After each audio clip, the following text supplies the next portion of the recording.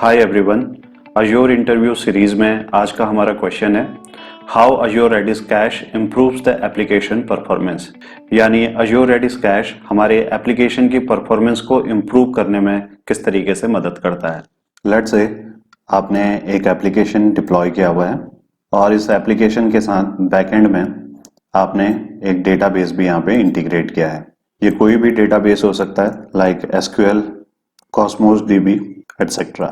तो जब भी हम किसी एप्लीकेशन के साथ डेटाबेस को यहाँ पे कनेक्ट करते हैं तो उस केस में अगर कोई एंड यूजर एप्लीकेशन को एक्सेस करता है तो एप्लीकेशन अपनी डेटाबेस नीड के लिए बैकएंड डेटाबेस को यहाँ पे कांटेक्ट करता है। Based on requirement application database पे ट्रांजैक्शन रिक्वेस्ट को यहाँ पे सेंड करेगा। ट्रांजैक्शन रिक्वेस्ट लाइक रीड और राइट ऑपरेशन। डेटाबेस इस ट्रांजैक्शन रिक्वेस्ट को प्रोसेस करता है और जो भी आउटपुट इस ट्रांजैक्शन रिक्वेस्ट के प्रोसेसिंग के बाद आता है उस आउटपुट को ये इस एप्लीकेशन को यहाँ पे सेंड करता है। ये पूरा का पूरा प्रोसेस एक स्टैंडर्ड प्रोसेस है जिसके थ्रू एप्लीकेशन डेटाबेस को कांटेक्ट करता है और जो भी रिक्वायर्ड इंफॉर्मेशन है उसे डेटाबेस से रिट्रीव करता है।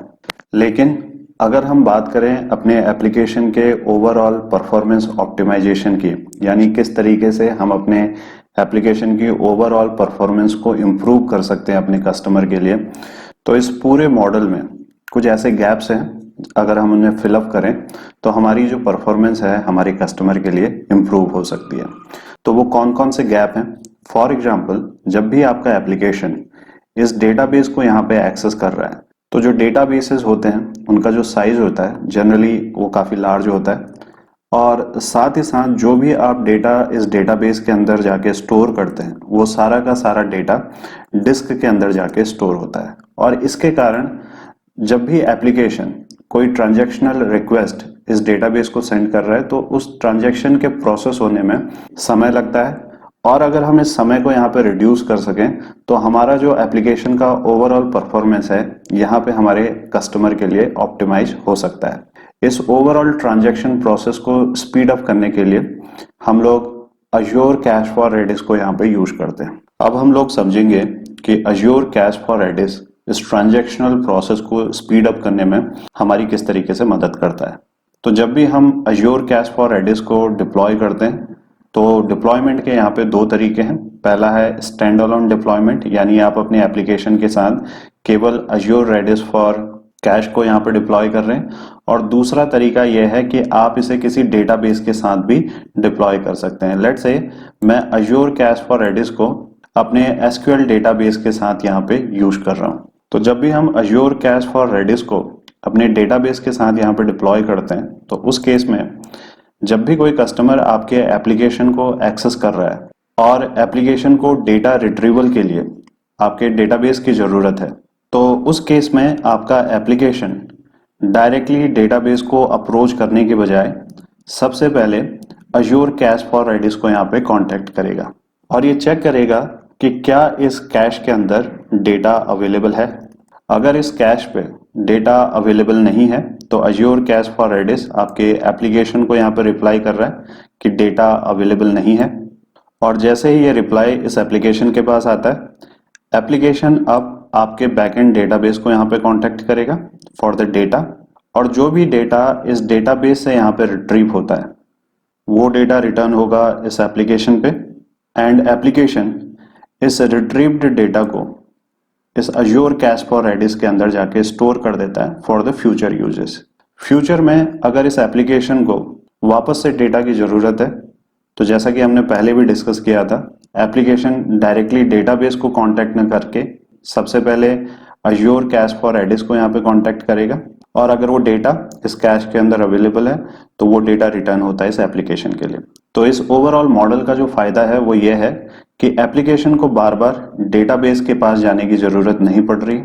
जो भी फ्रिक्वेंटली यूज्ड डेटा है वो कैश के अंदर अवेलेबल है और एप्लीकेशन डायरेक्टली इस कैश से उस डेटा को अपनी रिक्वायरमेंट के लिए एक्सेस कर रहा है। लेकिन अगर हम बात करें कि वो कौन सा रीजन है जिसके कारण अज्योर कैश कंपैरेटिवली फास्ट है हमारे डेटाबेस से, इसे समझने के लिए हम लोग अपने लैपटॉप का यहाँ पर रेफरेंस लेते हैं। लैपटॉप के अंदर तीन इंपॉर्टेंट कंपोनेंट हैं।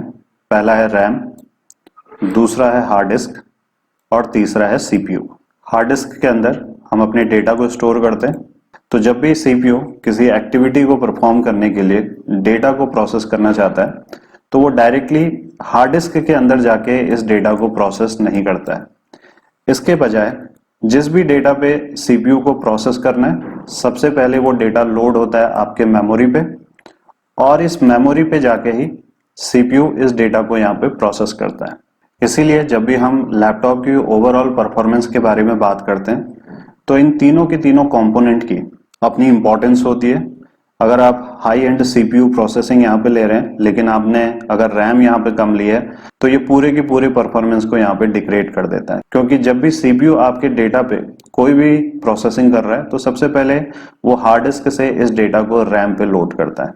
तो अगर रैम छोटी है तो कम डेटा आपके रैम पे लोड होगा और प्रोसेसिंग में कंपैरेटिवली ज्यादा समय यहाँ पे लगेगा। तो अगर हम रैम एंड हार्ड डिस्क को आपस में कंपेयर करते हैं तो जो रैम की ओवरऑल परफॉर्मेंस है, जो स्पीड है, वो ज्यादा है compare to the hard disk. इसके अलावा जो मेजर डिफरेंस रैम और हार्ड डिस्क के बीच में है वो ये है कि जो रैम का नेचर है वो वोलेटाइल नेचर है।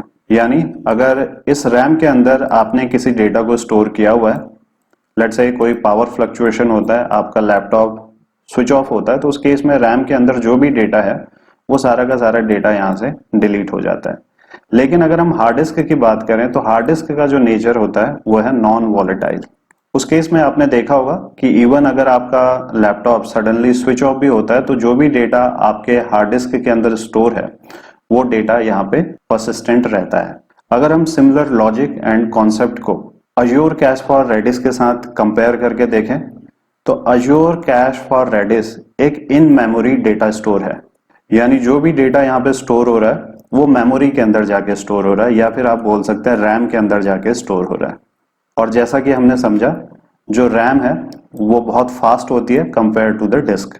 लेकिन अगर हम ट्रेडिशनल डेटाबेसेस की बात करें तो ट्रेडिशनल डेटाबेस के केस में जो भी आपका डेटा स्टोर होता है वो डिस्क के अंदर स्टोर होता है। इसीलिए जब भी कोई एप्लीकेशन कोई भी प्रोसेसिंग रिक्वेस्ट डेटाबेस को भेजता है तो डेटाबेस के केस में उसे प्रोसेस होने पे यहाँ पे टाइम लगता है, क्योंकि आपका जो डेटा है वो डिस्क पे स्टोर है। लेकिन अगर हम बात करें अज्योर कैश फॉर रेडिस की तो यहाँ पे जो प्रोसेसिंग है कंपैरेटिवली बहुत ज्यादा फास्ट होती है, क्योंकि जो भी आपका डेटा है वो मेमोरी पे स्टोर है और इसीलिए अज्योर कैश फॉर रेडिस बहुत ज्यादा फास्ट होता है। अगर आप इस पूरे कोर्स को एक्सेस करना चाहते हैं तो आप इसे परचेज कर सकते हैं मेरी वेबसाइट techlearning.spy.com से, जिसकी डिटेल डिस्क्रिप्शन में मेंशन्ड है। यहाँ पे AWS एंड अज्योर के डिफरेंट कोर्सेज हिंदी में अवेलेबल हैं।